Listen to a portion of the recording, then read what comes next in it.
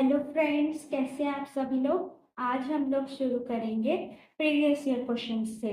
मैंने आपको पिछली वीडियो में भी बताया था कि इस बार हम लोग पढ़ेंगे जर्नल फार्माकोलॉजी और स्कोप ऑफ फार्माकोलॉजी के प्रीवियस ईयर क्वेश्चंस। चलिए सबसे पहले स्टार्ट करते हैं 1 मार्क क्वेश्चन से। 1 मार्क क्वेश्चन में जनरली आपको क्या लिखनी होती है, डेफिनेशन। अगर आप डेफिनेशन प्रॉपर लिखते हैं तो आपके 1 मार्क्स कहीं नहीं जाते हैं।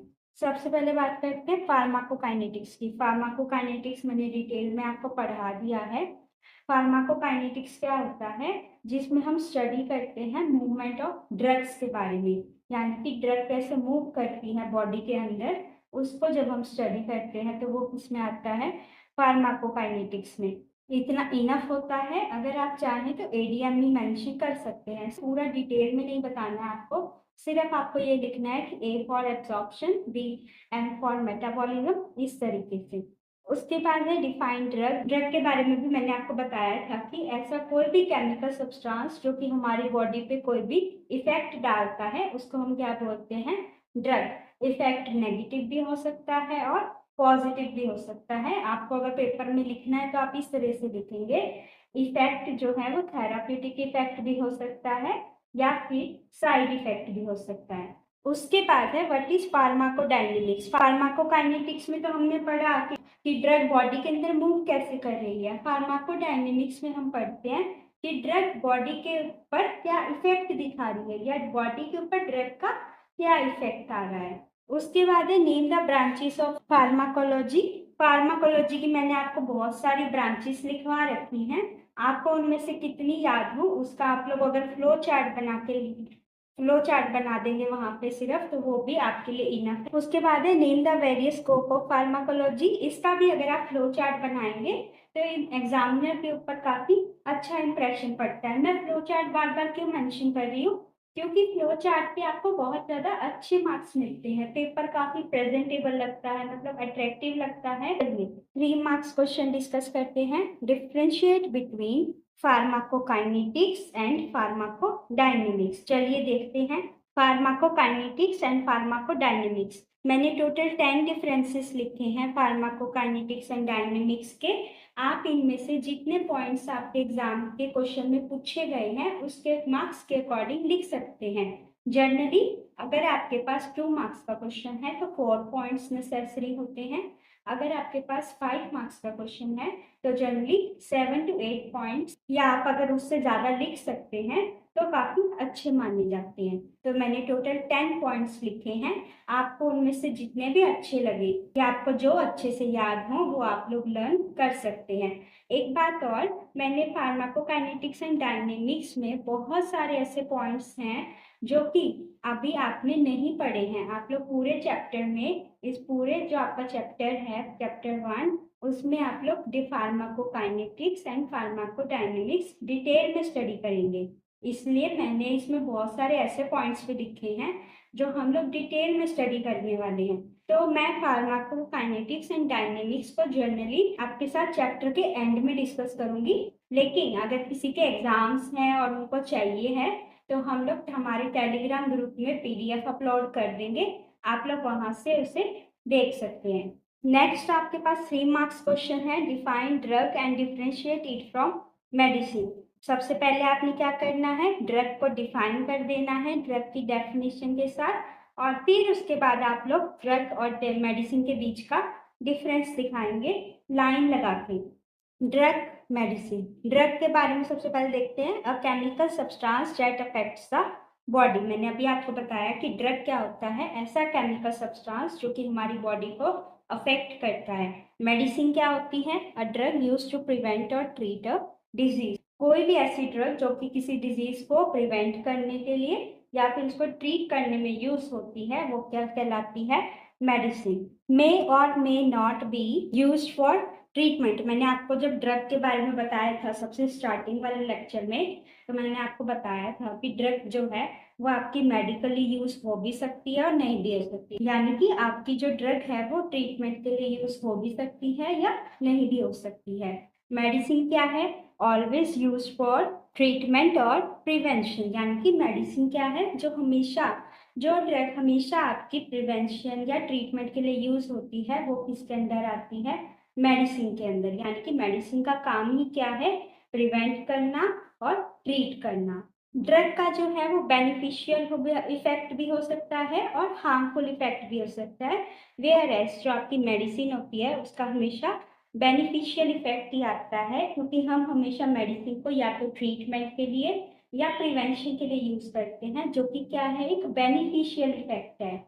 अब बात करते हैं कि हमने ऐसा क्यों कहा कि हर कोई ड्रग जो है वो ट्रीटमेंट में यूज हो भी सकती है और नहीं भी हो सकती है, क्योंकि ड्रग जो है आपकी वो रिसर्च में या फिर डायग्नोसिस में भी यूज हो सकती है।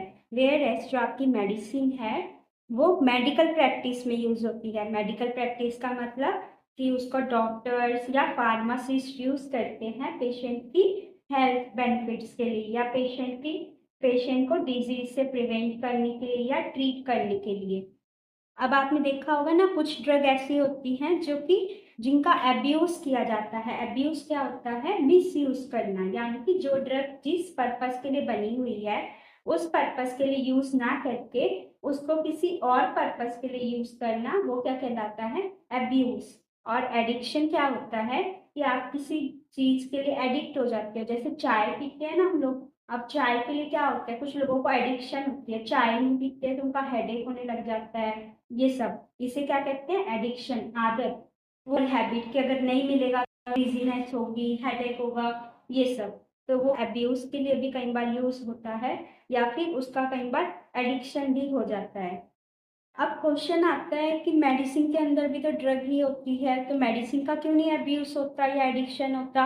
क्योंकि मेडिसिन जो है वो एक प्रॉपर डोज में यूज होती है, या एक प्रॉपर उसकी डोजेज फॉर्म होती है, उसका प्रॉपर प्रिस्क्रिप्शन दिया जाता है कि आपको इतनी ही डोज लेनी है।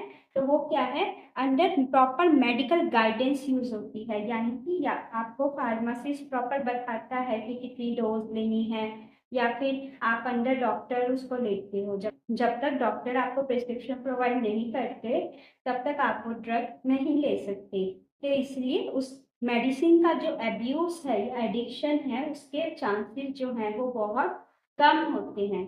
जैसा मैंने आपको बताया था, ड्रग क्या होती है? कोई भी ऐसा केमिकल सब्सटेंस जो कि हमारी बॉडी को अफेक्ट करता है। तो ड्रग के अंदर क्या है? All chemical substances affecting the body. कोई भी ऐसा केमिकल सब्सटेंस जो हमारी बॉडी को अफेक्ट करता है वो किसमें आता है?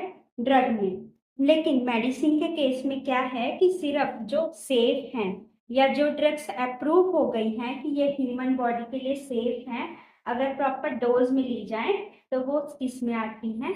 मेडिसिन में। अब यहाँ पर लिखा हुआ है not every drug is a medicine. ऐसा क्यों लिखा हुआ है? क्योंकि मैंने अभी आपको बताया कि जरूरी नहीं है सारी ही ड्रग्स आपकी जो है वो ट्रीटमेंट या प्रिवेंशन में यूज हो। कुछ ड्रग्स जो होती हैं वो डायग्नोसिस या रिसर्च में भी यूज होती हैं, तो हम लोग उनको तो नहीं मेडिसिन बोल सकते ना। हम लोग मेडिसिन सिर्फ किसको बोलते हैं? जो हमारी या तो प्रिवेंट करे डिजीज को या ट्रीट करे। तो वो सारी ड्रग्स जो हैं वो मेडिसिन के कैटेगरी में नहीं आती। तो इसीलिए हर ड्रग को हम लोग मेडिसिन नहीं बोल सकते। लेकिन हर मेडिसिन के अंदर कोई ना कोई ड्रग जो है वो जरूर प्रेजेंट होती है, क्योंकि हमने बात की ना, जो ड्रग प्रिवेंशन या ट्रीटमेंट में यूज होती है उसको तो मेडिसिन कहते हैं। तो मेडिसिन क्या है? एक तरीके का ड्रग है। यानी कि सारी मेडिसिन ड्रग्स के अंदर आती हैं, लेकिन सारी ड्रग्स जो है वो मेडिसिन के अंदर नहीं आती हैं। ड्रग जो है वो हमारी वो नेचुरल भी हो सकती है, यानी कि प्लांट्स एनिमल से भी मिल सकती है, या फिर लैब में प्रिपेयर्ड हो सकती है, सिंथेटिक हो सकती है। जब ड्रग को हम लोग एक प्रॉपर डोजेज फॉर्म दे देते हैं, जैसे कि हम उसका या तो टैबलेट बना देते हैं या कैप्सूल बना देते हैं, तो वो क्या कहलाती है? मेडिसिन। तो ड्रग हमारी क्या है? एक ब्रॉडर टर्म है जिसमें बहुत सारी ड्रग्स आ जाती हैं, बहुत सारे केमिकल सब्सटेंसेस आ जाते हैं जो कि हमारी बॉडी को अफेक्ट कर सकते हैं। लेकिन मेडिसिन क्या है? एक नैरो टर्म है। नैरो टर्म क्यों है? क्योंकि इसमें सिर्फ वही मेडिसिन आती हैं या वही ड्रग्स आती हैं जो कि आपकी ट्रीटमेंट या प्रिवेंशन में यूज होती हैं। ड्रग जो है वो हमारी ब्रॉडर टर्म है। ब्रॉडर टर्म क्यों है? क्योंकि इसके अंदर कोई भी ऐसा केमिकल सब्सटेंस आ सकता है जो कि हमारी बॉडी को अफेक्ट कर सकता है। जैसे कि एग्जाम्पल है मॉर्फिन, निकोटीन। मेडिसिन जो है वो हमारी एक नैरोवर टर्म है। नैरोवर टर्म क्यों? क्योंकि मेडिसिन के अंदर सिर्फ वही ड्रग्स आती हैं जो कि हमारी या तो प्रिवेंशन या फिर ट्रीटमेंट में यूज होती हैं, जैसे कि पैरासीटामोल टैबलेट बुखार को या फीवर को रिड्यूस करने में हेल्प करती है ना, या ट्रीट करने में हेल्प करती है, तो वो क्या है, हमारी मेडिसिन में आती है। उसके बाद है briefly explain the term toxicology. Toxicology में आपको ब्रांचेस ऑफ फार्माकोलॉजी में पढ़ा चुकी हूँ और उसका पीडीएफ आपको हमारे टेलीग्राम चैनल पर मिल जाएगा, आप लोग वहां से उसे देख सकते हैं। फिर है explain the different categories of drug, prescription drugs, OTC drugs and orphan drugs. यहाँ पर आपको क्या करना है, प्रिस्क्रिप्शन ड्रग्स को डिफाइन करना है। प्रिस्क्रिप्शन ड्रग्स क्या होती हैं? प्रिस्क्रिप्शन ड्रग्स क्या होती हैं? जो कि प्रिस्क्रिप्शन पर दी जाती हैं। प्रिस्क्रिप्शन कौन प्रोवाइड करता है? डॉक्टर या फिर फिजिशियन। ओटीसी ड्रग्स क्या होती हैं? जिनके लिए आपको प्रिस्क्रिप्शन की रिक्वायरमेंट नहीं होती, आप फार्मेसी पर जाकर डायरेक्ट फार्मासिस्ट को बोल सकते हैं कि आपको ये मेडिसिन चाहिए। अगर वो आपसे प्रिस्क्रिप्शन नहीं मांगते हैं तो वो किस में आती हैं? ओटीसी ड्रग्स में। ऑर्फन ड्रग्स क्या होती हैं? जो बहुत ही रेयर डिजीजेस को ट्रीट करने में यूज होती हैं, वो क्या होती हैं? Orphan drugs. उसके बाद है explain the scope of pharmacology in modern medicine. मैंने आपको बताया था कि अगर 3 मार्क्स का क्वेश्चन है तो आप लोग 6 पॉइंट्स लिख सकते हैं। तो वैसे ही यहाँ पे स्कोप ऑफ फार्माकोलॉजी आपका 3 मार्क्स का क्वेश्चन है, तो आप इसमें 6 पॉइंट्स लिख सकते हैं। और अगर आप साथ में फ्लो चार्ट भी ड्रॉ करेंगे तो उसके काफी अच्छे मार्क्स मिलते हैं। अब बात करते हैं 5 मार्क्स क्वेश्चंस की। 5 मार्क्स क्वेश्चन में सबसे पहले आपका क्वेश्चन है discuss the significance and scope of pharmacology in the field of medicine. Significance क्या होता है? इंपॉर्टेंस, यानी कि फार्माकोलॉजी की कहाँ कहाँ इंपॉर्टेंस है। And scope of pharmacology in the field of medicine, यानी कि स्कोप क्या है फार्माकोलॉजी का, इंपॉर्टेंस क्या है, रैशनल यूज ऑफ मेडिसिन, यानी कि मेडिसिन ठीक से यूज होनी चाहिए, जो उसका यूज है वही यूज होना चाहिए। ठीक है। Patient counselling and dispensing, patient को काउंसलिंग देना और उसको सही मेडिसिन डिस्पेंस करना, पेशेंट को राइट इंफॉर्मेशन देना मेडिसिन की, मेडिसिन का राइट यूज इंश्योर करना, ये सब क्या है? Significance. Define pharmacology and explain its various branches in detail. सबसे पहले आप लोग फार्माकोलॉजी को डिफाइन करेंगे, फिर उसके बाद आप लोग उसकी वेरियस ब्रांचेस लिखेंगे फ्लो चार्ट बना के। फिर उसके बाद आप लोग उसकी वेरियस ब्रांचेस, जितनी भी आप ब्रांचेस लिखना चाहते हैं, उन सबको आप लोग डिफाइन करेंगे। उसके बाद है explain the different categories of drugs. यही क्वेश्चन आपका 3 मार्क्स में भी पूछा गया था और यही क्वेश्चन अगर आपका 5 मार्क्स में पूछा जाता है तो आप लोग क्या करेंगे, सिर्फ क्वेश्चन की लेंथ इंक्रीज कर देंगे, कंटेंट आपका सेम रहेगा। उसके बाद है difference between generic and branded medicine. Generic medicine और ब्रांडेड मेडिसिन के बीच का डिफरेंस क्या होता है, चलिए देखते हैं। जेनरिक मेडिसिन क्या होती हैं? जो कि सोल्ड की जाती हैं by generic name. Generic name को हम लोग नॉन प्रोप्राइटरी नेम भी बोलते हैं, यानी कि ड्रग के केमिकल नेम से जो मेडिसिन सेल की जाती है वो क्या कहलाती है? Generic medicine. ब्रांडेड मेडिसिन क्या होती हैं? Sold by brand name. Brand name क्या होता है? जब कोई कंपनी किसी मेडिसिन को अपना एक ब्रांड नेम या ट्रेड नेम लगाकर सेल करती है तो उसे क्या कहते हैं? Branded medicine. Brand name, trade name क्या होता है, जेनरिक नेम क्या होता है, ये मैं आपको जेनरिक एंड ब्रांडेड मेडिसिन के डिफरेंस में समझा चुकी हूँ। जब मैं जो video generic and branded medicine के ऊपर बनी हुई है उसमें मैं आपको ये समझा चुकी हूँ। जेनरिक मेडिसिन का जो प्राइस है वो कम होता है, वेयर एज ब्रांडेड मेडिसिन का जो प्राइस होता है वो काफी हाई होता है। जेनरिक मेडिसिन जो है वो कब मार्केट में बेची जा सकती हैं? जबकि एक कंपनी ने जब अपना कोई कंपनी जो है वो नई मेडिसिन डिस्कवर करती है तो उनको पेटेंट मिलता है कुछ ईयर्स का। जब वो पेटेंट एक्सपायर हो जाता है तब बाकी कंपनीज क्या करती हैं, या तो उसको अपने कंपनी का ब्रांड नेम लगा के या फिर ड्रग को उसके केमिकल नेम से बेचने लग जाती हैं। जब उसको केमिकल नेम से बेचा जाता है तो वो कब पॉसिबल है सर? सिर्फ जब मार्केटेड आफ्टर पेटेंट एक्सपायरी, यानी कि जब पेटेंट एक्सपायर हो जाता है सिर्फ तब ही हम लोग जेनरिक मेडिसिन जो है वो सेल कर सकते हैं। Usually introduce during the patent period. अब आप सोच रहे होंगे कि अभी तो आपने बोला कि पेटेंट एक्सपायर होने के बाद कंपनीज अपना ब्रांड नेम भी लगाती हैं, लेकिन जब पेटेंट चल रहा होता है तो जिस कंपनी ने नई मेडिसिन को डिस्कवर किया है उनको कुछ साल के लिए अपना ब्रांड नेम लगा के उस ड्रग को बेचने की परमिशन दी जाती है। एक तरीके से उनका रिवॉर्ड कि उन्होंने इतने साल जो रिसर्च पे पेमेंट लगाई है या मनी खर्च किया है उन सब का एक तरीके से उनको रिवॉर्ड दिया जाता है कि आपने न्यू मेडिसिन डिस्कवर की है तो आप लोग कुछ साल तक एक तरीके से अपना ब्रांड नेम लगा के इस मेडिसिन को सेल कर सकते हो। जब तक पेटेंट चल रहा होता है तब तक सिर्फ वही कंपनी उस मेडिसिन को सेल कर सकती है, अदरवाइज कोई भी कंपनी उसको सेल नहीं कर सकती।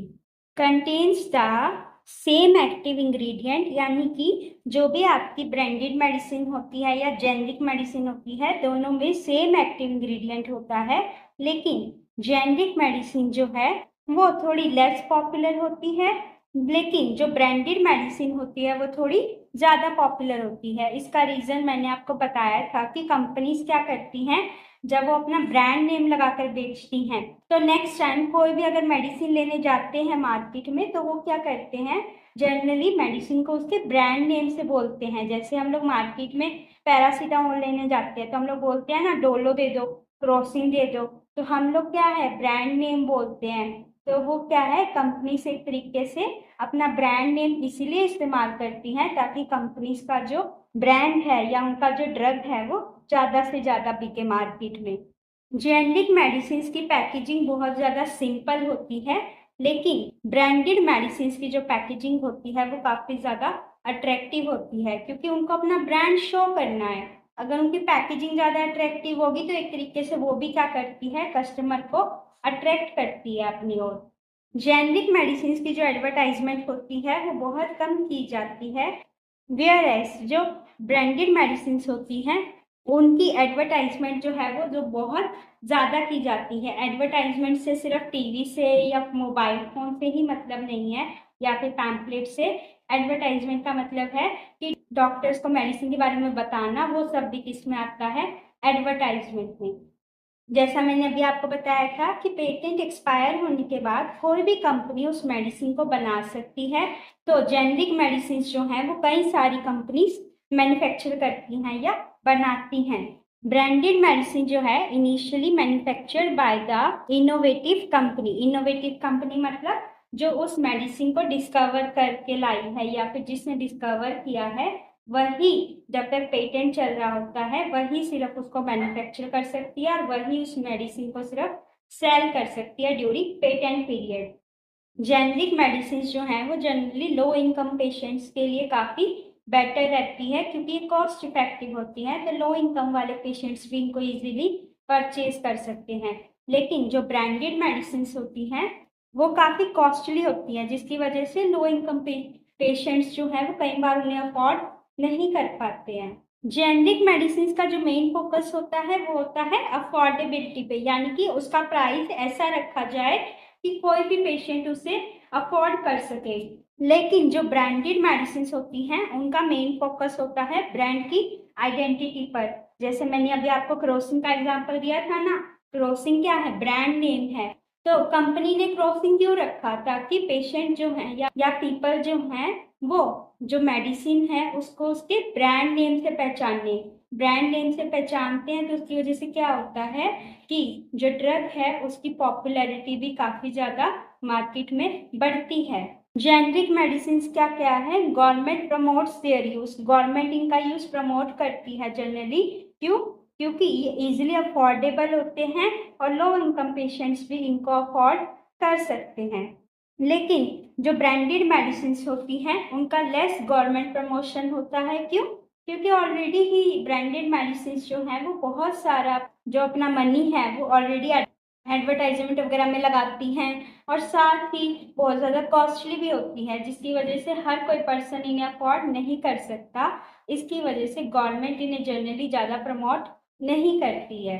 तो फ्रेंड्स ये था हमारे प्रीवियस ईयर क्वेश्चंस। अगर आपको किसी भी क्वेश्चन में डाउट हो तो आप लोग हमें दोबारा कमेंट्स में बता सकते हैं, हम लोग वो क्वेश्चन आपके लिए दोबारा एक्सप्लेन कर देंगे और अच्छे से। और अगर इन क्वेश्चंस के अलावा और भी कोई क्वेश्चन है जिसका आप लोग आंसर चाहते हैं वो भी आप लोग कमेंट्स में लिख सकते हैं, आपको उसका भी आंसर नेक्स्ट वीडियो में मिल जाएगा। चैप्टर 1 के स्टार्टिंग से लेकर रूट ऑफ एडमिनिस्ट्रेशन तक जितने भी टॉपिक्स हैं, अगर आपको उनकी पीडीएफ चाहिए तो आप लोग हमारे टेलीग्राम चैनल को ज्वाइन कर सकते हैं, जिसका लिंक आपको डिस्क्रिप्शन में मिल जाएगा, या फिर आप लोग टेलीग्राम पे फार्मेस्ट्री सर्च करके हमारे चैनल से जुड़ सकते हैं। तो फ्रेंड्स, मिलते हैं आपसे नेक्स्ट वीडियो में, जिसमें हम स्टार्ट करेंगे बहुत ही important topic, root of administration. तो तब तक हमारे साथ बने रहिए और अपना और अपनों का ख्याल रखिए।